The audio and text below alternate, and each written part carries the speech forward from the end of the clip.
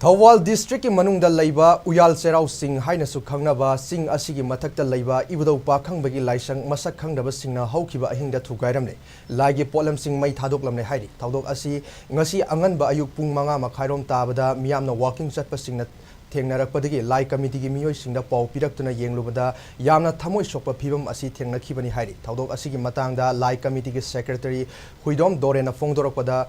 gaurok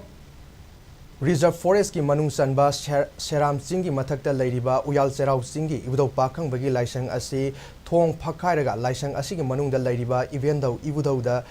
thonba firol sing amadi thakhan sing laisangi mapanda puthoklaga mai tharamba thengnakhibani loinana ibudau gi khubamsu yot kumba akanba posak amana yanduna thugairambi mafam leirami committee asina sahi asigi oina ibudau gi thoram pangthoktuna lakpani adubu thawong asi atamnana aikoi maiteisda singnaba manba maongda masak khangdaba singna laigi kubam thugairamba mai tharamba asidi yamna laibak thibani maiteigi laifam amada atamnana singnaba yamna usitaba manba maong torumliba singi mathakta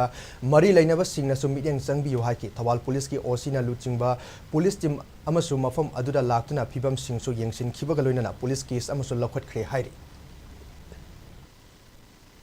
ꯑꯩꯈꯣꯏꯅ ꯍꯧꯖꯤꯛ ꯂꯩꯖꯔꯤꯕ ꯃꯐꯝꯁꯤ ꯎꯌꯥꯜ ꯆꯩꯔꯥꯎ ꯆꯤꯡ ꯍꯥꯏꯅ ꯈꯪꯅꯕ ꯆꯤꯡꯗꯨꯒꯤ ꯃꯊꯛꯇ ꯂꯩꯕ ꯑꯩꯈꯣꯏ ꯏꯕꯨꯙꯧ ꯏꯕꯦꯟꯗꯧꯒꯤ ꯈꯨꯕꯝꯅꯤ ꯌꯥꯝꯅ ꯂꯥꯏꯕꯛ ꯊꯤꯕꯗꯤ ꯈꯪꯍꯧꯗꯅ ꯑꯩꯈꯣꯏꯒꯤ ꯏꯕꯨꯙꯧ ꯏꯕꯦꯟꯗꯧꯒꯤ ꯂꯩꯔꯤꯕ ꯂꯥꯏꯁꯪ ꯑꯁꯤ ꯀꯅꯥꯒꯨꯝꯕ ꯃꯁꯛ ꯈꯪꯗꯕ ꯃꯇꯝꯗꯅ ꯑꯩꯈꯣꯏ ꯃꯩꯇꯩꯒꯤ ꯙꯔꯃꯕꯨ ꯁꯤꯡꯅꯕ ꯃꯤꯑꯣꯏꯁꯤꯡꯅ ꯑꯍꯤꯡꯗ ꯑꯩꯈꯣꯏꯒꯤ ꯏꯕꯨꯙꯧ ꯏꯕꯦꯟꯗꯧꯒꯤ ꯊꯣꯡ ꯑꯁꯤ ꯐꯛꯀꯥꯏꯔꯒ ꯗ꯭ꯔꯦꯁ ꯑꯃꯁꯨꯡ ꯃꯍꯥꯛꯀꯤ ꯗꯔꯀꯥꯔ ꯂꯩꯕ ꯂꯥꯏꯒꯤ ꯊꯕꯛꯁꯤꯡꯗ ꯁꯤꯖꯤꯟꯅꯕ ꯄꯣꯠꯂꯝ ꯈꯨꯗꯤꯡꯃꯛ ꯑꯩꯈꯣꯏ ꯃꯩ ꯊꯥꯗꯣꯛꯇꯨꯅ ꯃꯥꯡꯍꯟ ꯇꯥꯍꯜꯂꯝꯕ ꯑꯁꯤ ꯑꯩꯈꯣꯏ ꯌꯥꯝꯅ ꯊꯃꯣꯏ ꯁꯣꯛꯅ ꯅꯨꯡꯉꯥꯏꯖꯗꯦ